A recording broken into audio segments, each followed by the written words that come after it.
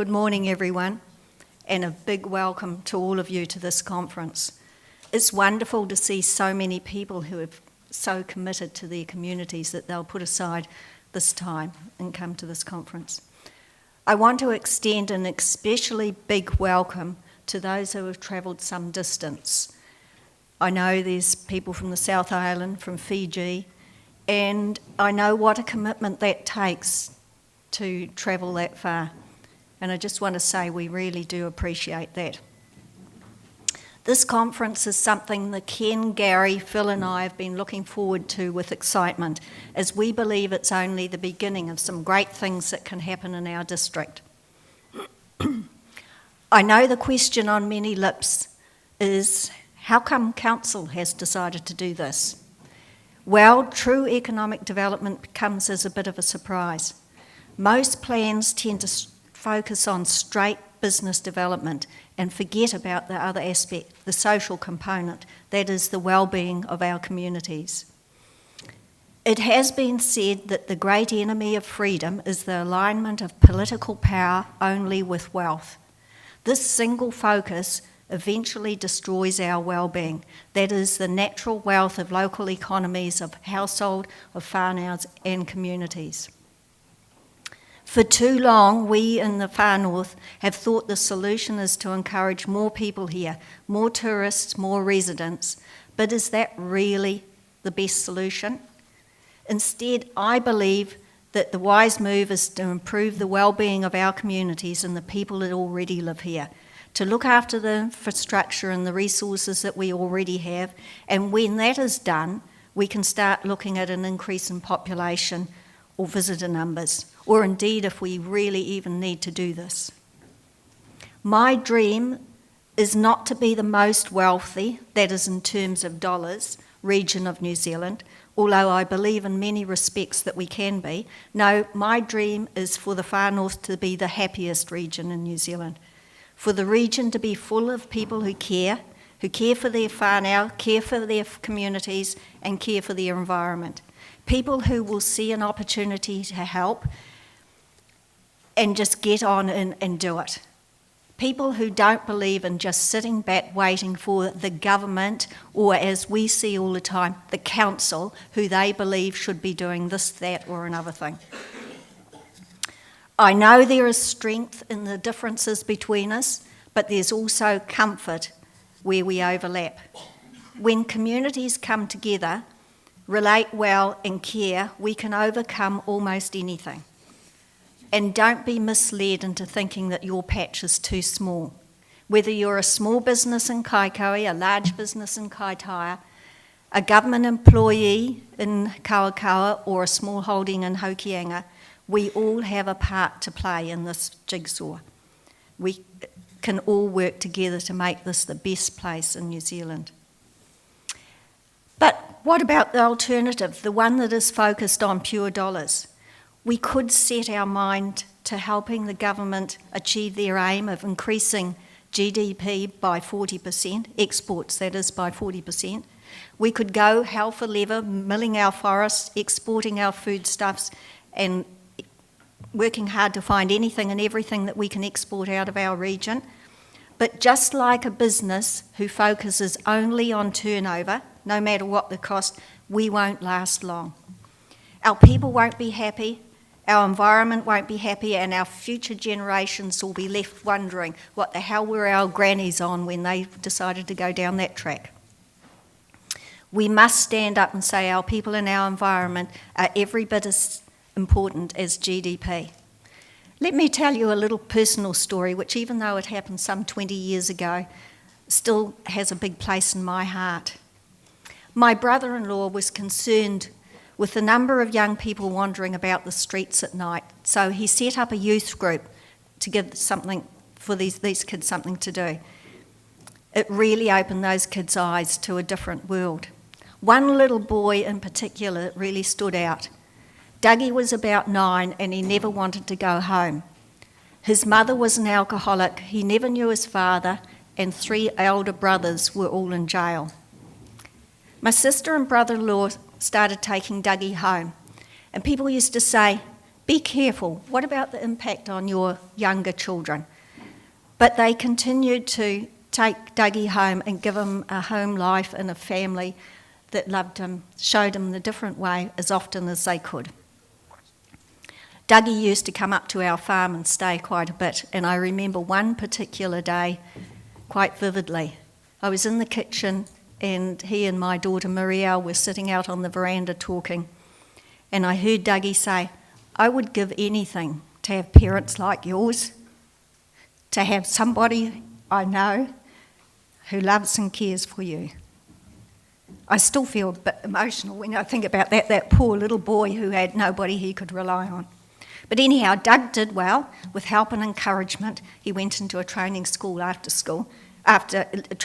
after school, and I don't believe he's ever been out of work for very long. He knows how to love and how to care. He's married now with his own family.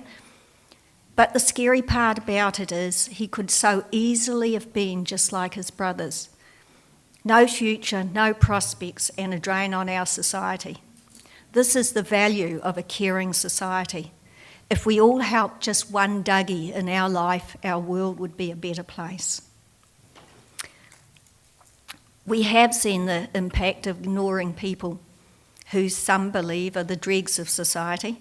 Only last week we heard of a hard-working man who was murdered in his dairy by a 13-year-old. We can wonder what sort of upbringing that child had. We can also wonder what sort of a community he lived in. One of the marvellous things about community is that it allows us to welcome and help people in a way that we couldn't do as individuals. When we pool our strength and share the work and responsibility, we can welcome many people, even those with troubled lives, and perhaps help them find a better life for themselves and become contributors to our society. Where there is no community, trust, respect, and ethical behaviour is difficult for the young to learn and for the old to maintain. So this conference is about communities, about doing the best we can for our towns, our villages, our environment, and mostly for each other. It's about creating worthwhile and fulfilling lives for everyone and encouraging all members of our society to participate. I know it's hard, and most will say, "I cannot change the world," but just like a little stone cast across the water, you can create many ripples. So remember, this is just the beginning. There's some wonderful stuff we can do out there, and together we will make the far north a better place. Good morning, Morena. I've got to do 10 minutes on the economy. First thing I will say is I'm not a bank economist, so I'm not here to sell you debt and say everything's rosy in the garden. I'm here to give you what I think is a fairly balanced approach to what's been happening in the far north economy. As we were all told in January, the Hong Kong Shanghai Banking Corporation described the New Zealand economy as a rock star for 2014. Now, I want to know here, hands up, who actually believes that the far north is a rock star economy? Oh, okay. One. All right. You're awake. That's the main thing. Next slide. Here's what the CTU Economic Bulletin had to say at the same time, and I think this sums up probably the mood of the audience today. It's easy to be a rock star when the rest of the world has laryngitis. I think you get the joke in and the sentiment as well. So, in 2008, what happened? Who can tell me what happened in 2008? Any ideas? Correct. There's a lot being said about the great financial crisis. Now, that to me says a few things, really. It's not admitting what actually went wrong. Really, if it was a great financial crisis caused by a few criminal bankers, then to solve the problem, you just lock them up and throw the key away. But it actually wasn't that. It was actually an organic crisis of the economic system. So really, where we are at the moment in world history and economic history is uncharted waters for the world economy. It's never done this before. They've used all the instruments that they would use in conventional times to maintain a a fast-moving economy prior to 2008, and the world economy hasn't got many tools left in it from a classical economist point of view. So what did 2008 do for the Far North economy? Next slide. Carry on. I'll put up a load of figures. You may not see them, but fundamentally, from 2008 onwards, our GDP, which is in millions of dollars up there, has been stagnant. It's generally been stagnant. For the rock star of 2014, it's improved a little bit. So it's going to be about, what, $1.7 billion, $1.72 billion of GDP. But GDP doesn't always give us a clear picture of what's going on, but that actually is using classical methods to say that we have actually got a stagnant economy in the far north. Next slide, Martin. Right, what does this stagnant economy do for us? Well, from 2008, we've had growing unemployment every year up to 2013. It may have moderated slightly, but I think 10 or 11% unemployment in the far north officially is unacceptable. And that's where we're at in a rock star economy. Next slide. And what has it meant for our businesses? We will get these slides for you, so I'm sorry you can't read them all, but we'll get the slides. The figures are all there. We have growing business failure in the far north. There are roughly 750 less businesses in the far north than there were in 2008. The trend is still there. What we've actually seen in 2014 is a very similar pattern, and it's moderating, and it's a little bit better, but not great. I remember we had a job summit in 2009, I think, in the region. You may not have gone to that, but you know, we had the ASB economists there saying by 2010 everything will be back to normal. Well, it hasn't been. In fact, what I'm describing is a depressed economy. It's not the classical textbook definition of a depressed economy, but it certainly has all the attributes of a depressed economy. Next slide. So, as you can see, the far north is a depressed area economically. I know it's an unfashionable term, but the truth always is the best thing to talk about. They use buzzwords these days and all these type of things. So we have a very challenging economic environment, and it needs innovative solutions. And those solutions are in this room and in our communities. That's why we're here today. Next slide. Right then, I come from Yorkshire. If they want so doing, do it for this then. Where's Sue Jackson? Can you translate that for us, Sue? Absolutely correct. Next one. So there you go, that's the translation. In other words, the solution to our economic issues we face are here, and we need to do it for ourselves. And the reason we have that saying in Yorkshire, because we've always been one of those areas of Britain that's always had to do it for ourselves. We've always had to be resilient, because that's what it's like where I'm from. So to end with, what I'm pointing out is why we need to have resilient economies, why we need to do community economic development, and why we actually need to look at community solutions to the economic challenges we have ahead of us. I will give you a prediction now. There will be another major world economic downturn by the end of this decade. It will be as bad, if not worse, as the one in 2008. We have a breathing space to get our act together. It's going to be a rocky road this next 10 years economically. And I know there's all sorts of things saying, oh, everything's wonderful in the garden. I have a good chuckle myself at the radio news every now and again. But just to end with, all I want to say is, it's up to us. We can make that difference. We can make these economies up here in the far north work for us and for the benefit of our communities. And I'll leave it there. Thank you very much.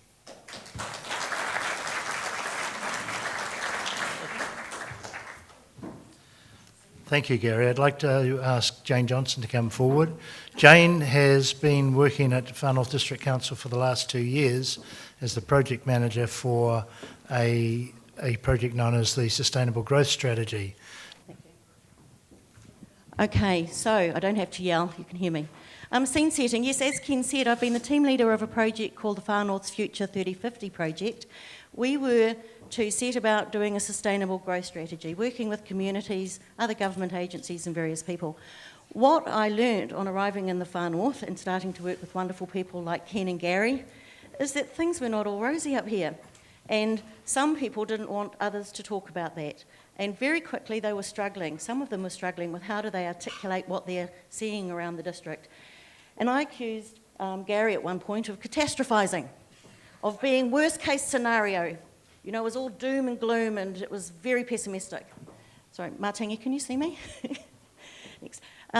But within a very short time, we were realising that we had some real experts that were reading the landscape very well. They're not just reliant on indicators, they understand their people, they've lived here for a long time, and they were really actually they had their finger on the pulse of what was happening. And they were telling us about things that were happening without the use of indicators. They didn't need infometrics. Ken had been working on community planning for a long time. Those kind of things were actually telling them what was happening. So we very quickly started turning around a presentation for councils where we said, there are a lot of challenges up here, but for every challenge, we're identifying there are opportunities associated with it.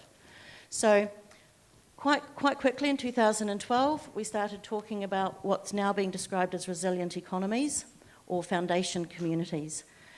In global speak, we've noticed that it's now emerged as a movement called new localism. And that's kind of a package of ideas around councils and bureaucracies, community structures, big structures, to provide shared infrastructure, community facilities, to manage public space, to provide the regulatory environment that councils provide, all of the functions of a council. They're becoming bigger than Ben-Hur for some communities. They become very expensive and very time-consuming. In an environment where your population is perhaps ageing, there's less money being made, people are moving out, there's not enough work of the workforce, there's not enough opportunity for young people. Thank you, Martingi. In fact, just put them all up. I've got a series of about 5. Just push it maybe 5 times. Thank you. So Gary spoke briefly about some economic prompts. In this new localism or resilient economies framework, it's not just about the economy. The economy, in fact, is a reflection of other things that are happening out there. So things that are happening with our people, with our demography, with infrastructure and the demands for levels of service or for standards associated with core infrastructure, and also perhaps to do with the resource management regime, whether or not we've got the right moments for intervention, effective intervention around where people locate their activities. Now I can see some of you already, you might be glazing over, she's going on too long and it's too much about the systemic stuff. But as a strategic planning point of view, it's that whole system and how it interacts with each other, how the economy works with people, how people work with the economy, how they're using their resources, how the systems are designed to set up to support what they're doing, or whether or not they hinder, do they add to cost, or do they assist them? And under the RMA, what I'm talking about here is intervention moments are about the point when a person needs to get permission to do something from its council, or from those who want to control the effects of your activity. So with those things in mind, if we haven't got a lot of new activity going on, we haven't got very many intervention moments, do we? So how might we voluntarily introduce those moments to do things in a different way if you're not being regulatorily, if you're not required to do it? Thank you, Martingi. Next. So voluntary mediation. Population trends the last 50 years, I'll just quickly go through this. You can't see it from that board very well. Essentially this one down here is whangarei. You can see it's been gradually increasing. All of those lines at the top gradually increased to about 1986, which is this moment here, through to 1991.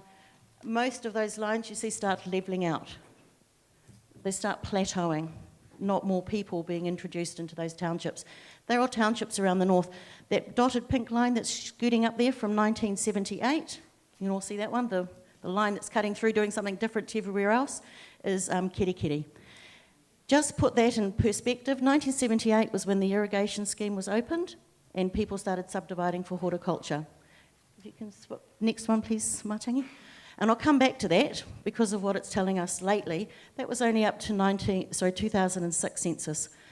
We waited 7 years instead of the usual 5 for the next census, and in 2013, those lines that had plateaued on all of those townships had actually started turning. They've all gone down. All of the populations across the district and all of our small towns have declined. So Peter de Graaf, who's a well-known Northern Advocate reporter, used this as a headline in October when those census stats were released. The exodus from the far north continues. Professor Natalie Jackman, who's at Waikato University, is a famous in New Zealand demographer, has also coined the phrase the end of growth. Not just because the population in our provinces has been declining, but because of the structure of that population.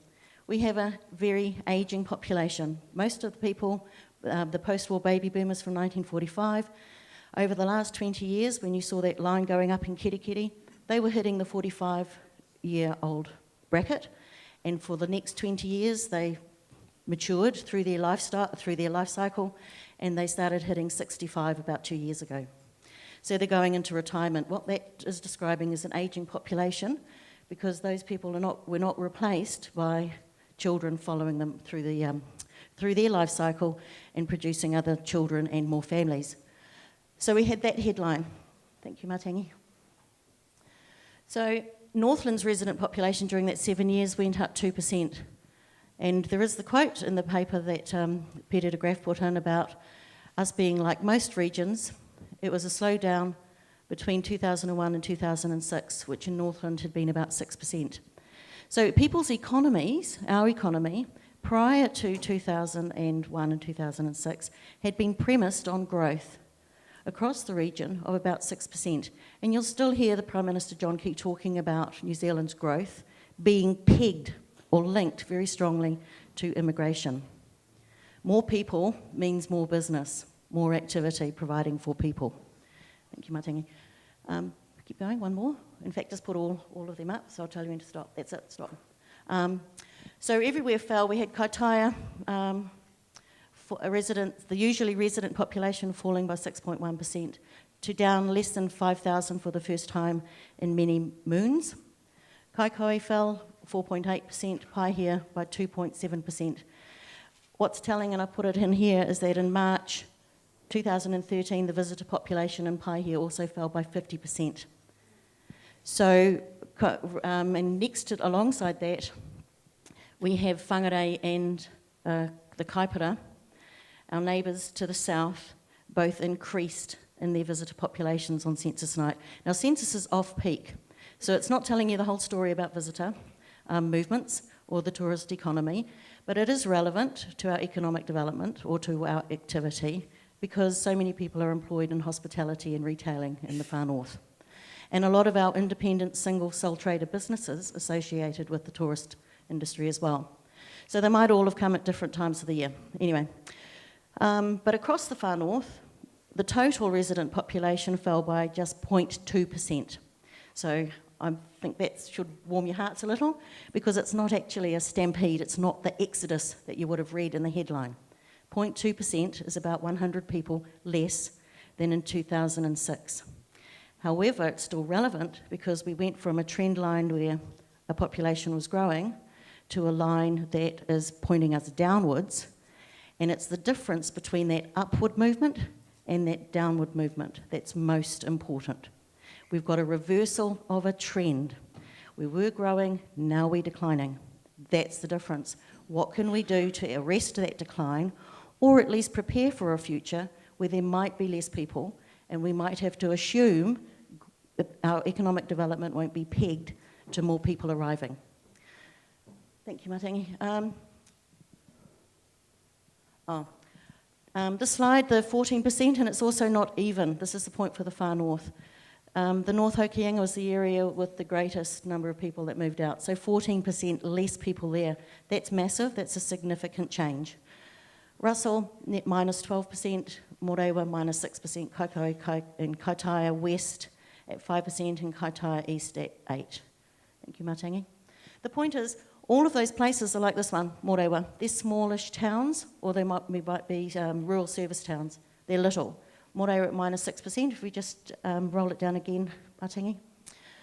What I'm trying to show is that this movement has actually been from our small towns. And from this graph, it's 1986 to 2013, you can see we were trucking up in the 80s. All of our small towns were growing quite rapidly. They levelled off, not a steeper rate, and it turned, and they've been in decline. If you can put up the next graph, Matangi. But there are implications with that. Just maybe 5 more. One of the things that we can see with this is affecting our economy is what if you have your children have moved out and you want to sell your home? We have a smaller market to sell to. Who are we attracting? So businesses and homes are for sale as people move through their life cycle, and they're for sale for a long time. At the beginning of last year, we did just a snap poll on Trade Me, did a bit of research around property sales. We found 3,900 for sale. That's about 10% of our whole district with 39,000 lots. They keep adding to the market and not being sold, and that's why you end up with such a lot. It's actually dropped back now to about 6%. I think it's dropped back because the revaluations came in last year and people had lost another 16% on their property values. That means over 6 years they'd lost about 30%. So we've got a huge implication there because we've got the drop in values which is pegged to sales and time on the market. It means people have lost equity in their prize asset. It means they don't have more money to borrow to replace the car, to build a retaining wall when theirs is falling down, to replace the roof. They've lost equity, so they can't spend. They're trapped in their homes, their partner dies, they can't afford to move into a retirement village. Massive implications for not just the economy, but for how we look after our communities. And lifestyle choices, obviously, is not just about the elderly. What's happening with our young people and their access to jobs and to education. Thank you, Matangi. This is just scene setting. How much time have I got more? 2 minutes? And I've put that up because men have been more mobile than women. We've got now these distorted communities that have way more women in them than men. And the people who have been leaving have been the youngsters between 15 to 25-year-olds heading out to join the workforce. Okay, now let's go back to the Kirikiri. What's happening there? And it is relevant. This was another headline, hit the Northern Advocate in October when the census data came out. Kirikiri, now our Auckland. I'm just going to examine that in closer detail for a minute. Have you got a clicker? Is it working now? Yay! You can relax. Pointed at the machine, let's hope it works.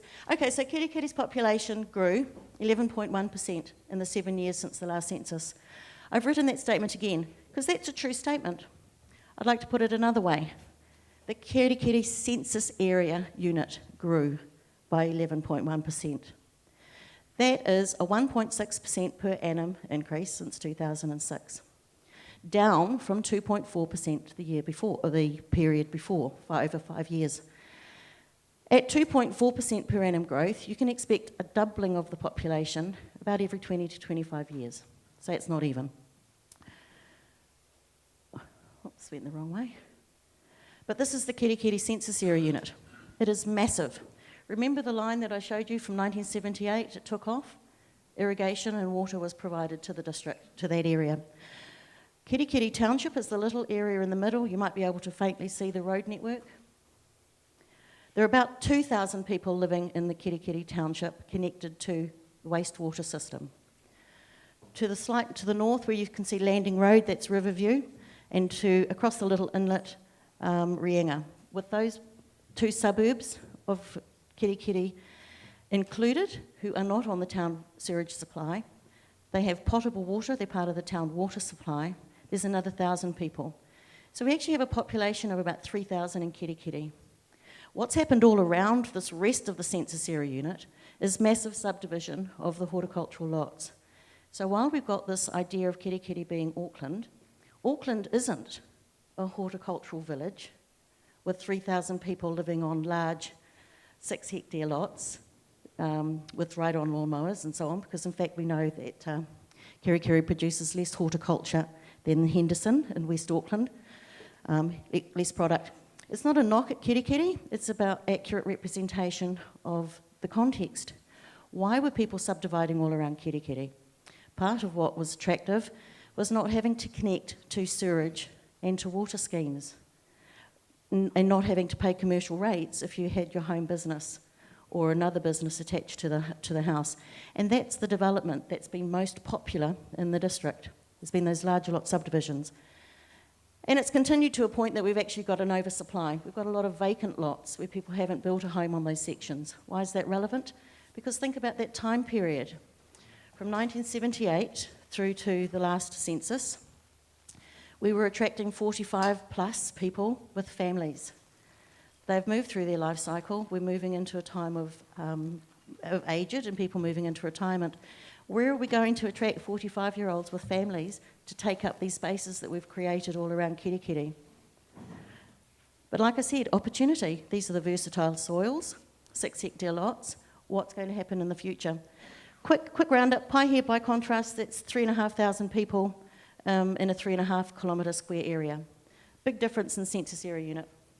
And there, the townships, you end up with a different mix of residents and non-residents present on census night, and you can see there are main towns. They do also offer opportunities in terms of resilient economies. If you're thinking about your infrastructure and about councils providing or communities doing more to meet their own needs, or new localism, or giving back. Last slide, development activity. What we actually see, the red here, and I apologise that it's not larger, the red are the existing townships. All around them, and particularly in the east coast and eastern seaboard, the purple are low-density lifestyle lots, so rural residential and coastal residential. The yellow, all through here, all over the joint, in the far north, through Peria Valley, around Coopers Bay, Doubtless Bay, sorry, and the eastern seaboard, particularly down here around Kirikiri in the back of Bay of Islands. That's all the less than, all we've mapped there is everything that's less than 6 hectares. So you can imagine in a future, if we did attract a lot more people, they are our most fertile valleys, the extensive areas of flatland. Everything else is pretty rugged, doesn't have great soils and all the rest of it, so it's in pastoral farming or forestry. And I'll finish with that because really all I was asked to do was set the scene a little bit. It's a bit of other context that goes with the economy, and to describe that we're not just talking here in economic resilience or resilient economies conference. It's about a broader connection too, about how people operate in terms of our, what we're trying to do as communities with our shared services, looking after people, what's happening in our communities, who's living here, and what are those opportunities going forward in terms of how we might like to operate, who we're attracting to live here, who we're trying to retain, so we don't have everybody moving to Australia or to Christchurch to help in the rebuild.